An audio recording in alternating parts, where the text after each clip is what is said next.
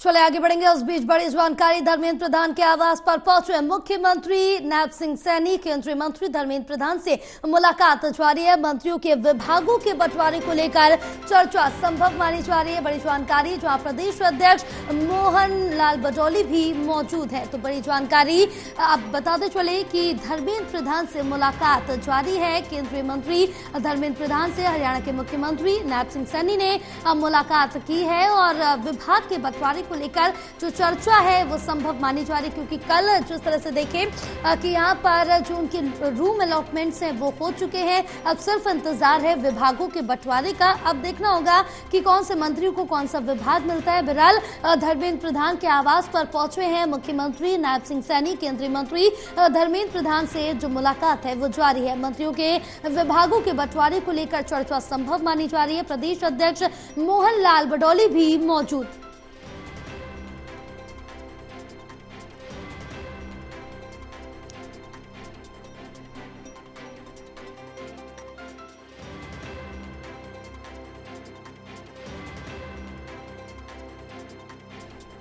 तो बड़ी जानकारी, जहां मोहनलाल बडौली भी इसमें मौजूद है। बीजेपी प्रदेश अध्यक्ष फिलहाल सीटों के यहां पर बताते चले कि अब जिस तरह से देखा जाए कि विभागों का अभी बंटवारा बचा हुआ है, विभागों के बंटवारे की जो जिम्मेदारी वो भी पूर्ण करना बाकी। अब देखना होगा कि कौन से मंत्री को कौन सा जो विभाग है वो सौंपा जाता है। बहरहाल इसी के लिए चर्चा संभव मानी जा रही है, जहां केंद्रीय मंत्री धर्मेंद्र प्रधान के आवास पर उनसे मुलाकात की है। हमारे साथ एसोसिएट एडिटर प्रदीप कुमार जुड़े हुए हैं और ज्यादा जानकारी लेंगे। प्रदीप, क्या जानकारी मिल पा रही? केंद्रीय मंत्री धर्मेंद्र प्रधान से मुलाकात जारी है मुख्यमंत्री नायब सिंह सैनी की, और ये कहा जा रहा है कि विभागों के बंटवारे को लेकर चर्चा संभव है इसमें।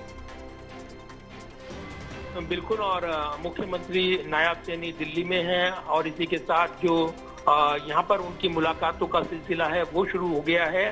सबसे पहले मुलाकात की खबर आ रही है, जो जानकारी मिली है जिस तरीके से मुलाकातों का सिलसिला शुरू होगा, एक के बाद एक कई केंद्रीय मंत्रियों से आज उनकी मुलाकातें प्रस्तावित हैं। तो पहली मुलाकात धर्मेंद्र प्रधान के साथ चल रही है, जो कि चुनाव प्रभारी भी रही हैं राज्य में, और इसके अलावा मोहन बडौली जो कि प्रदेश अध्यक्ष हैं वो भी उनके साथ मौजूद हैं। माना जा रहा है कि जो यहाँ पर शपथ ग्रहण समारोह हुआ है और उसके बाद मंत्री बनाए गए हैं, अब मंत्रियों के विभागों के बंटवारे पर अहम चर्चा होनी है और इसीलिए ये मुलाकात उस नजरिए से जोड़कर देखी जा रही है, क्योंकि अब विभागों का बंटवारा यहाँ पर किया जाना है। इससे पहले केंद्रीय आला कमान से आशीर्वाद ले रही हैं नायब सैनी और उनसे मुलाकात वो करेंगे। तो ये उस कड़ी में महत्वपूर्ण मुलाकात है। निश्चित तौर पर जिस तरीके से हरियाणा में एक चुनावी जीत मिली है बीजेपी को, सबको चौंकाते हुए जीत दर्ज की है उन्होंने, उसके बाद केंद्रीय मंत्रिमंडल ने शपथ ग्रहण किया और अब मंत्रियों के बंटवारे पर निगाहें लगी हैं, किसको क्या विभाग मिलता है।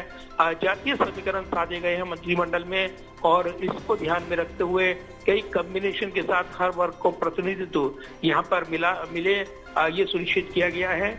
और इसलिए निगाहें लगी हैं कि जो सबसे वरिष्ठ मंत्री हैं अनिल विज, उनका विभाग कौन सा भारी भरकम पोर्टफोलियो उनके पास रहेगा, ये भी आला कमान को तय करना है। इसके अलावा युवा नेताओं को लाया गया है, 2 महिला मंत्री बनाई गई हैं, आरती राव, इसके अलावा श्रुति चौधरी, उनके विभागों पर भी नजरें रहेंगी। इसके अलावा सबसे युवा नेता मंत्री के तौर पर जो बने हैं, पलवल से जीत कर आई हैं, गौरव गौतम, उनके विभाग पर भी नजरें रहनी है।